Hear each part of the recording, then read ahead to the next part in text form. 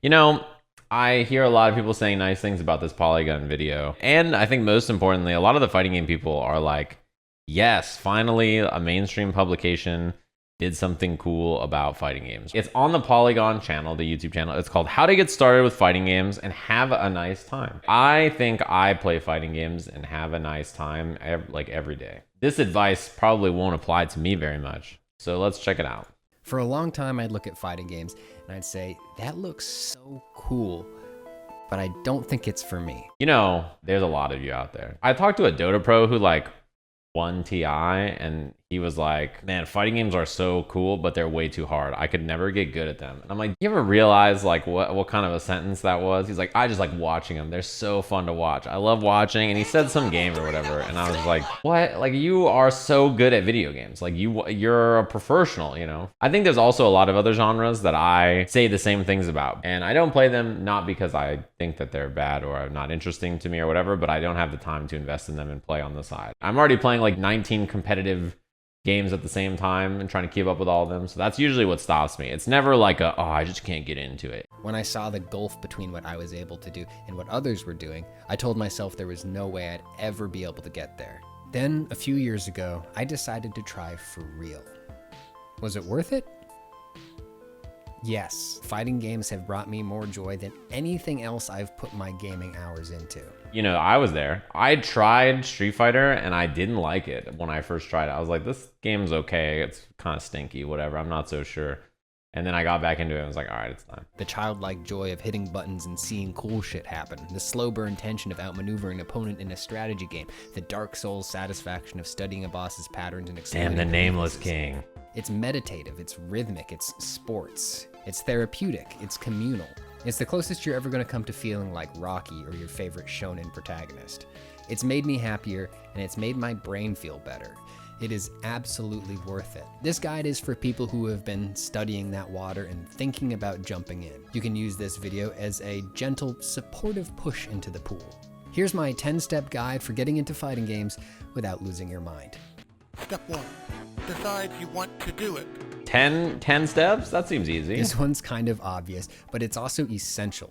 Your desire to get into fighting games is going to be the thing that fuels you through the hard stuff. I think there's a lot of people who fall into this category too of like, I'd like to try a fighting game, but the sun is in my eyes. I get it. I understand. There is some other stuff you can do to gradually expose yourself.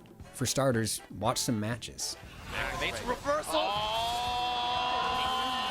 He wasn't looking. It's really exciting. I recognize to see that the voice top on guys Street just Fighter. going nuts. Here are some of my Glad For favorites. to see Vomax. you watching this video. Goichi versus Sonic Fox at EVO 2018 rules. It's like an unstoppable force versus an immovable object. Hey, that's my line. Line up right now. Thank you. Goichi's defense is like an iron wall, but Sonic Fox's offense is just relentless. You know that Sonic Fox is going to do some work as soon as they get an opening, so every mix-up is just so tense. That top 8, my big goal for the commentary was to do that. Like I tried to sell every player's story because I figured that Sonic Fox Goichi would probably be the finals, or at the very least they were going to play, right? So before the top 8, the big story that I was selling was the immovable object and unstoppable force storyline. And the reason is so that as a viewer, even if you don't really know what's happening, it's fun to watch because you know what that means. If I tell you this person is all offense and they're the best to do it, and this person is all defense and they're the best to do it, everybody understands that basic premise. I think they knew Sonic Fox versus Goichi was a big story, but like why? You know, so you got to sell the narrative in a way that's comprehensible to people who don't know. Capital punishment. Lil Majin's whole EVO 2018 run was also great. It's a combination of an underdog with the home field advantage. Plus, he's playing a super fun character with big splashy moves. But it's not just about what the players are It was a doing. good run. Hearing the audience and commentators get excited and pop off for the big moments will help you figure out what's important. Yeah, my and what to beard pay was so attention long to. at this EVO Japan. If you're in the mood to chill and watch some super thoughtful, accessible video essays about the underlying mechanics and philosophies of fighting games, pop on Gerald Lee, aka Core A Gaming. My personal favorite is Why Button Mashing Doesn't Work. Also, follow some fighting game people on good Twitter video. and Twitch and stuff.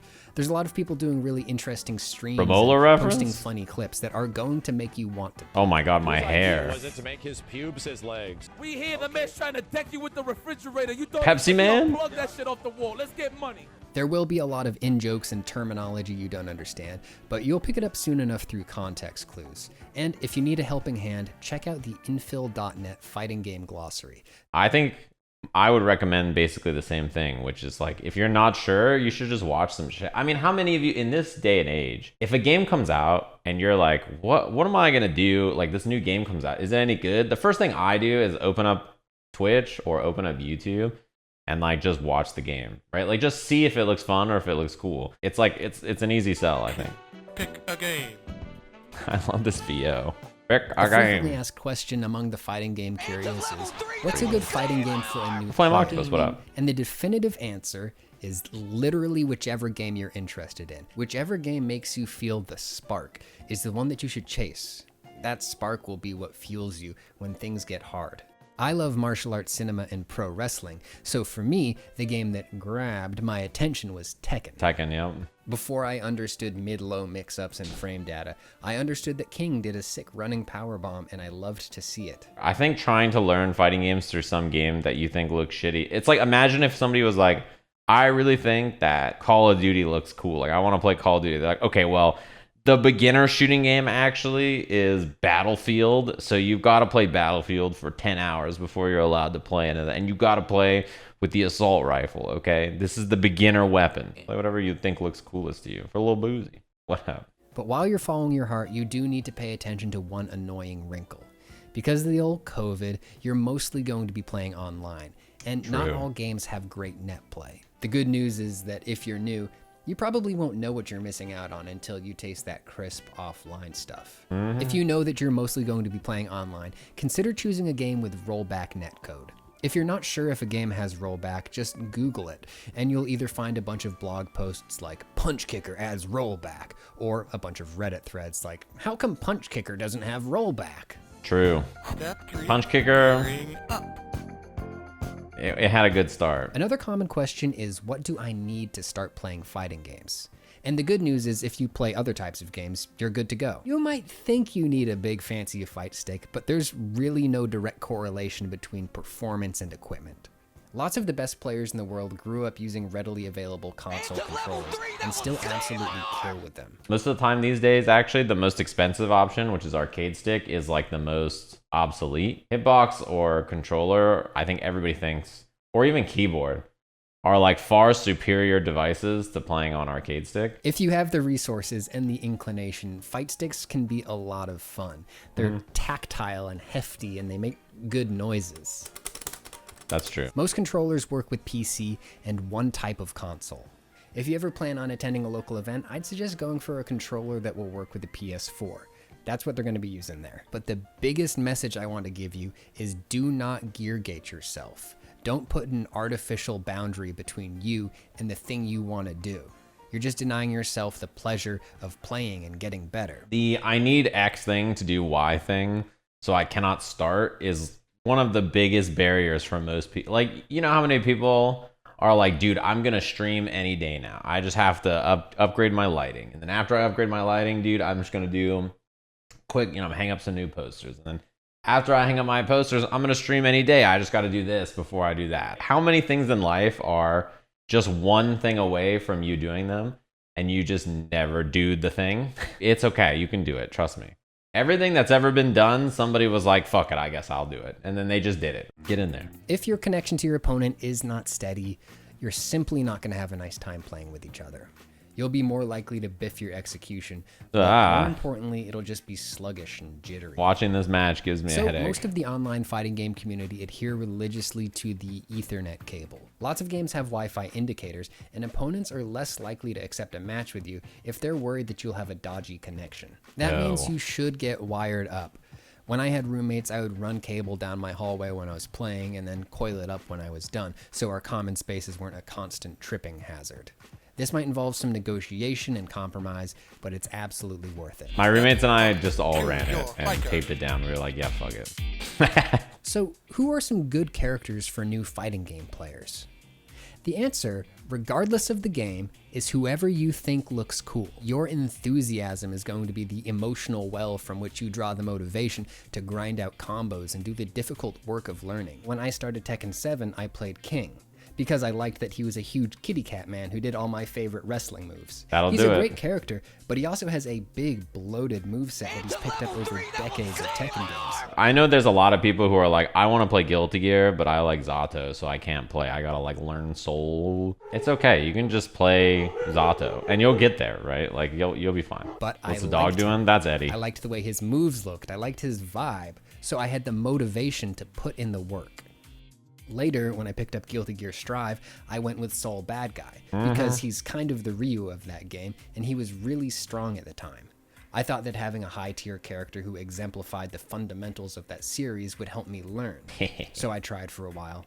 And then I fell off, and told myself maybe Guilty Gear wasn't for me. What character was it? A few months later, I came back and I tried the character who I really wanted to play all along, and it all clicked. And I love busting.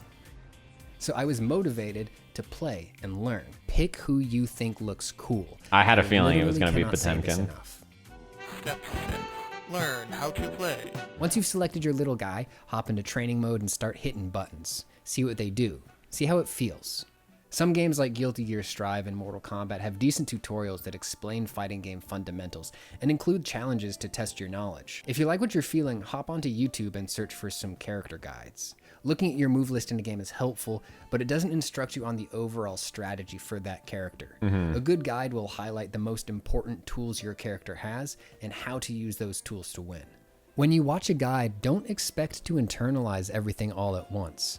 That's a ton of information, and it's just not realistic. It's the same thing actually with watching anything, where you're like, oh, this is cool. I'm watching this person, and you take a bunch of stuff and you're like, hell yeah. And then later on when you come back and watch it, you're like, oh man, there was all this stuff this person was doing that I didn't even realize they were doing.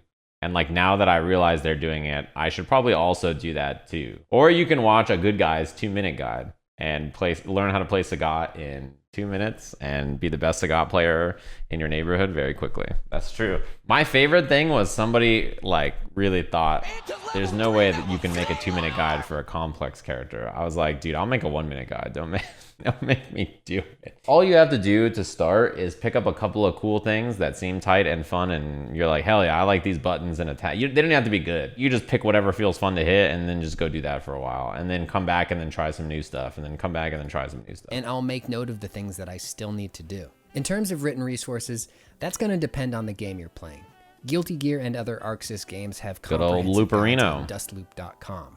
A lot of Tekken info is in Google spreadsheets that get passed around on Reddit. As you watch and read, hop into training mode and work on a few bread and butter combos. Don't worry about optimizing yet. You need to develop your muscle memory to the point where you can hit your combos at all.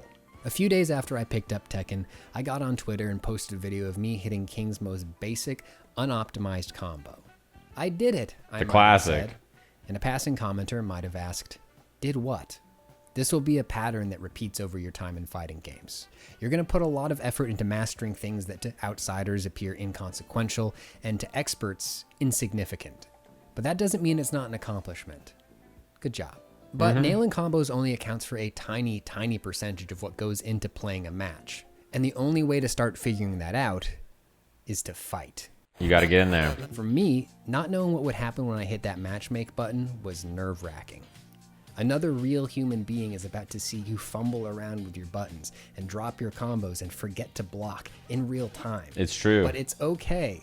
It'll be fine. The other person is thinking about the same shit. They're like, oh my God, I'm fucking dropping everything and I'm missing all my combos and I don't know how to block this and I don't know how to do this and I don't know how to do that.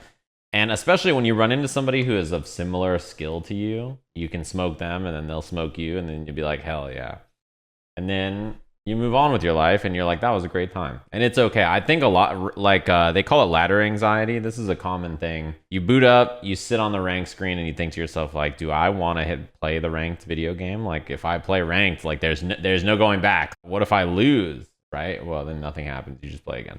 And like, you know, it's okay. You'll be fine. Once you've mentally logged that stuff, there's not much more it can do to prepare you for fighting a real person. Despite advances in fighting, wow, the break on the light doubles. String the those CPU is like cheating. A human opponent, and fighting a robot is just not as fun. So take a deep breath, set your expectations low, and hit that matchmaking button. Or one of those matchmaking buttons. Yeah. Ranked matchmaking tracks your performance and skill using a bunch of different metrics, then attempts to match you against opponents of the same skill level. The obvious pro here is that as a new player, you should be paired up with other new players, so you'll actually have a chance of winning. The con is that even when you're fighting for fake online points, that sense that you're being evaluated changes everything. It also changes the behavior of your opponents. Still haven't transcended humanity, huh? You lack discipline. Ew. Separating I forgot how yourself nasty from Street your Fighter performance 4 can be tough, looks sometimes. and it makes some people act really silly. It can cause people to get obsessive about their win rates. They might duck you in matchmaking if you play a character that they have a hard time against. They might bail out of a set the moment they lose. They might send you nasty messages. Quick tip on this: if you're worried about getting shit from toxic players, lock down your message settings ahead of time. Now, I know I just listed a lot of cons that make ranked sound like shit, but it's actually fine. The other option is unranked. Here, the matchmaking will just stick you with another player. The most obvious downside to unranked matchmaking is that you might get paired up with somebody who is way, way better than you. But that's not really a downside in my opinion. Losing 20 matches to a very experienced player is a great way to learn. You learn what This your name reliable doesn't get strategies censored, but aren't the other really one viable does. against Hell better yeah. players, and you get to see the strength of good fundamentals. Hell And yeah. you'll see something that you are very unlikely to see in the beginner ranks. That's funny. The power of not pressing buttons. When I started playing unranked Tekken, I would fight opponents who felt like absolute brick walls. They would just block, punish, and whiff punish. Every loss was the result of me overextending and using unsafe options. So I tried to emulate their style, and gradually I got better. Anyways, both ranked and unranked are valuable. If you stop having fun with one, try the other for a bit. Yeah, I think a good example of this is I'm, down for playing the ranked video game aspect, but I also don't care if you're my level, below my level, above my level. It doesn't, to me, I'll play whoever rolls through. Regardless of the skill level of your opponent, you'll probably be learning something, right? If it's somebody your level, then, you're trying your best to figure out what to do against someone who's equivalent of your level and you're fighting for your life. Someone who is not as good as you, someone who's weaker, is somebody who you can practice your most basic ideas and options on. It's like a less stressful way for you to practice stuff that you would do normally only in training mode, but you can't do in a match. And when you play people much better than you, as mentioned in this video, you usually are just, it's like a whole new world. You're like, what is happening? Like, there's so much going on. What is this person doing right? And even if you can take one idea or concept from them that's really impactful, it can be really nice. I mean, my first uni video I did is the famous one where I played Zach Cat and he beat me 3 to 40 or something. And then it got more and more close as we played different sets at different times. At the end of a fighting game match, you win or you lose. You will, beyond a shadow of a doubt, lose a lot. Self-doubt and frustration can feel overwhelming when you're in the thick of it, but it is all a part of the process of getting better. The rolling here are a few cradle tips in the middle of the screen. Separate your self-worth from your performance. Okay, I know this is kind of like saying stop being mentally ill, but it still needs to be said. You are not your win-loss ratio. Getting demoted doesn't mean you suck as a person. It's true. And if you start feeling that way, it's time to take a damn break. When your hands are off the joystick and you're doing something else, your brain taking a break is keeps nice. gently Go get a churning on snack. those situations, looking for the solutions Get that up you and couldn't stretch. find in the heat of the moment. Your body is rewiring neuron pathways to make your execution smoother and better. Playing fighting games feels a bit more like a traditional skill-based hobby like playing guitar. There's a base level of effort and self-direction. You need to get enjoyment out of it.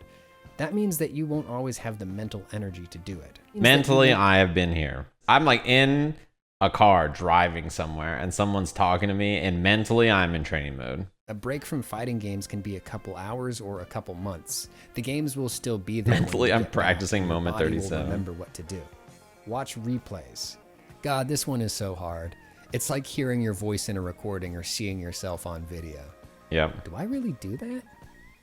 You do. Seeing yourself play can help you recognize habits that you want to correct. It can also help you appreciate what you do well. And what This you is wanna the do. average Bridget name online. And when you're by the feeling way. really brave, take the next step.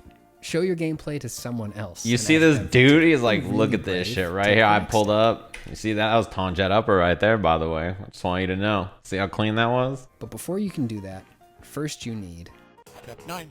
Community and competition. Look at this shit. Look at me smoking This this can be one of clown. the greatest joys of fighting games. The fighting game community is the name of the collective, but it's not monolithic. There are hundreds or thousands of Discord communities out there for fighting games. Whether it's folks you meet through these communities or your own network of friends, playing fighting games against someone you know is so good.